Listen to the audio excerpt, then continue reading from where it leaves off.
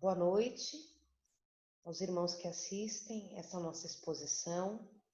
Os desejos de muita paz, harmonia e iluminação para a próxima semana, já que hoje é sexta-feira, o último dia útil da semana. Que a próxima semana seja de muita paz, de muita harmonia, de muito amor e saúde a todos nós. É as rogativas que fazemos ao Mestre Jesus. O tema que nos traz a Tribuna Espírita na noite de hoje é o capítulo 7 de O Evangelho segundo o Espiritismo, que traz como título uma parte das bem-aventuranças. Bem-aventurados os pobres de espírito. Inicialmente, nós vamos trabalhar o que Jesus entende, o que Jesus preconiza como pobres de espírito, que corresponde aos itens 1 e 2 do capítulo 7 de O Evangelho segundo o Espiritismo. O que é preciso entender por pobres de espírito? A incredulidade riu desse princípio por achar que pobres de espírito seriam aqueles destituídos de inteligência, aquelas pessoas que teriam, diante da vida, dificuldade para entender, para assimilar os conhecimentos trazidos pela lei divina. Entretanto, o Evangelho vai nos esclarecer que Jesus, em sua sabedoria, se reportou aos pobres de espírito como aqueles que são pobres em orgulho, como aqueles que são humildes, como aqueles que se dedicam e que sabem que diante da vida precisam aprender, precisam se melhorar. Então é a eles que Jesus se reporta quando diz: bem-aventurados os pobres de espírito. Há até uma outra acepção contrária a essa, e que no dito popular se imagina ser pobre de espírito. Às vezes nós até ouvimos: fulano teve uma conduta de alguém pobre de espírito, querendo dizer pobre de espírito alguém ignorante, alguém que de alguma forma despreza os outros, mas na verdade devemos sempre nos voltar ao que Jesus falou nas bem-aventuranças, nesse princípio. Os pobres de espírito, nesse caso, são aqueles que não têm o mau germe do orgulho. Aqueles que já venceram o orgulho, que é um entrave em nós para muitas das realizações espirituais, para muito da nossa reforma íntima.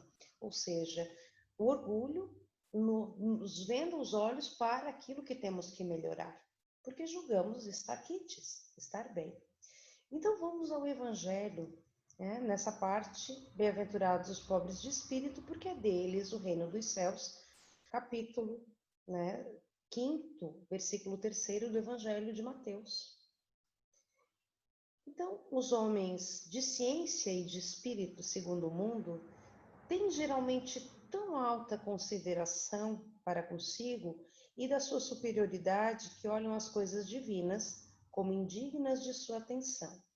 Seus olhares, concentrados sobre sua pessoa, não podem se elevar até Deus. Então nós vemos muitos homens que no mundo são tidos como intelectuais, são tidos como homens inteligentes, bem-sucedidos, mas que comumente não têm fé. Ou seja, não creem em Deus, julgam-se quites com a providência e até pensam que Deus talvez não exista.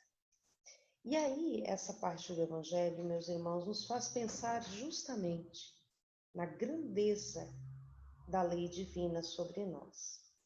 E do quanto Jesus, nesse ensinamento, nos falou sobre a importância de evitar o orgulho. Por isso, é preciso entender por pobres de espírito justamente aqueles que, livres do orgulho, têm na humildade um modo de aprender sempre. Agora vamos pensar no sentido do termo humilde. É certo que nenhum de nós pode dizer, ou quase nenhum, pode dizer ser humilde. Se nós pensarmos em homens de grandeza, como foi Chico Xavier, Mahatma Gandhi, nós nunca os vimos falar eu sou humilde ou eu sou pobre de espírito, nesse sentido que Jesus tratou e Mateus relatou em seu evangelho. Então, o humilde não sabe que o é, assim como o bom também não sabe. Ou seja, é algo natural, é algo que o homem, entendam aqui, o ser espiritual, o indivíduo, adquiriu ao longo das suas vidas sucessivas. A humildade, que é uma virtude extremamente nobre, junto à caridade, junto à capacidade de perdoar, de amar verdadeiramente. A humildade é uma virtude que faz grandes aqueles que a têm. Entretanto, o humilde não sabe que o é.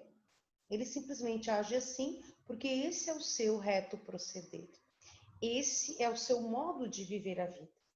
É o seu modus operandi, ou seja, o seu modo de fazer as coisas. E aí nós devemos pensar o que temos feito para nos tornar pessoas e espíritos eternos que somos, pobres de espírito. O que temos feito para vencer o nosso orgulho? Na visão do mundo, na visão que é materialista, que não vê uma nova vida após a morte do corpo físico, não há necessidade de evitar o orgulho.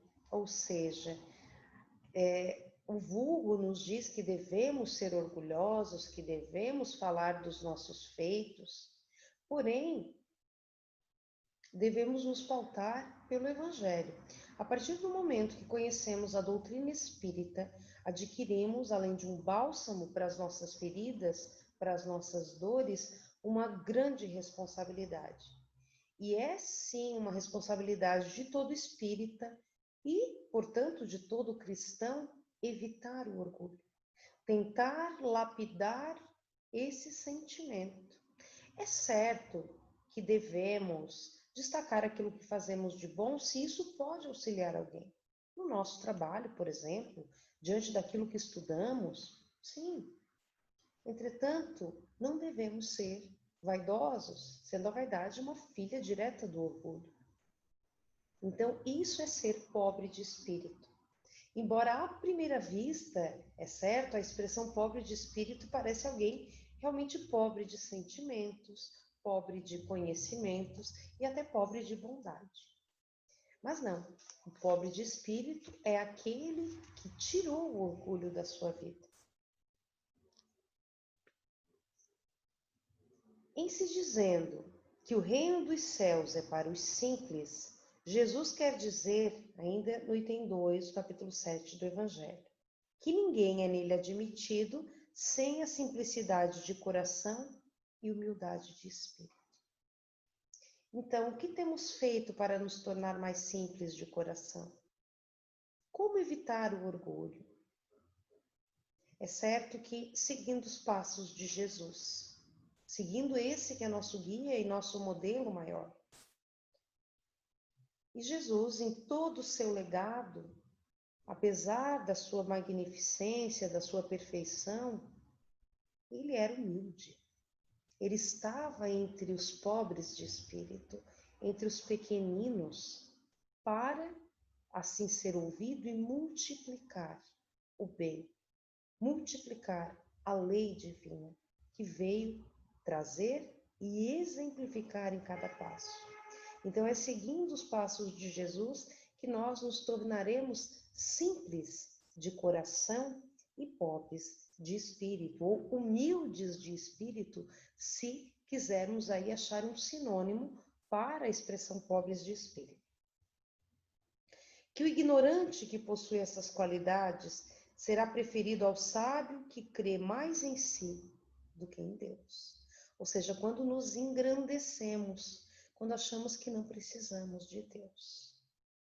Pela nossa imperfeição, Ainda buscamos a Deus, em geral, nos momentos mais duros da existência, diante das perdas, diante da pandemia, do medo que temos de uma doença que é desconhecida ainda para todos nós, mas devemos buscar a Deus em todos os momentos. A expressão reforma íntima intenta justamente erradicar em nós, cortar, eliminar de nós, dois grandes males, chamados orgulho e egoísmo, os quais darão asas a várias outras desvirtudes, a comportamentos necessariamente orgulhosos e egoístas. Aquele que só vê a si. No estágio em que nós estamos, nós ainda somos muito orgulhosos e egoístas. Mas é uma atividade diária a nós, espíritas, a nós cristãos, que seguimos os passos de Jesus, burilar o nosso orgulho todos os dias, trabalhar o nosso egoísmo, buscar no exercício diário da prece e da caridade, nos melhorar, nos reformar intimamente. E pensar, tal como fazia Santo Agostinho, e que o Livro dos Espíritos nos fala dessa questão, uma checagem diária de como foi o nosso proceder, o nosso comportamento naquele dia. Fomos menos orgulhosos e egoístas do que no dia anterior? O que ainda podemos fazer de melhor? Como podemos servir com mais boa vontade, com mais humildade aos nossos irmãos, aqueles que estão ao nosso lado, ao nosso derredor, e não por acaso. O ambiente familiar, o ambiente de trabalho, todos os ambientes, enfim, que nos quais nós convivemos nessa existência, são os ambientes necessários para o nosso melhoramento íntimo.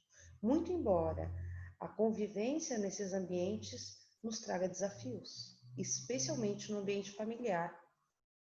Nessa época de pandemia, em que estamos mais em casa com o cônjuge, com os filhos, com os demais familiares, nós estamos precisando exercitar ainda mais a tolerância, a tranquilidade, a paciência, que são filhas da humildade de espírito e da simplicidade de coração.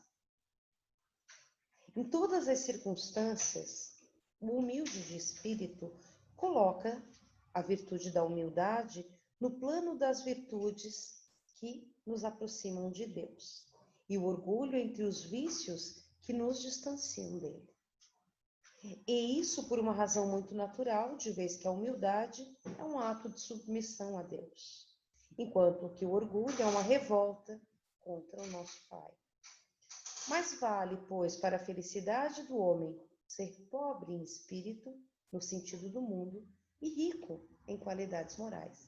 E rico naquilo que o dinheiro não pode pagar e, evidentemente, aquilo que levaremos quando do nosso desencarno, quando do nosso retorno, a verdadeira vida que é a pátria, a vida na pátria espiritual. Então é essa mensagem, irmãos, que fomos convidados pelo Departamento Doutrinário a trazer na noite de hoje. Que nós pensemos em tudo aquilo que possa realmente nos tornar menos orgulhosos, mais humildes em espírito e simples de coração, e assim nos aproximar de Deus. Para encerrarmos, gostaríamos de deixar uma mensagem do livro Mensagens para o Seu Dia, Chico Xavier, Tempo de Luz. Mensagens de espíritos diversos, dentre eles Emmanuel e André Luiz. E o item 13, o capítulo 13, chamado Oração e Serviço, é de Emmanuel.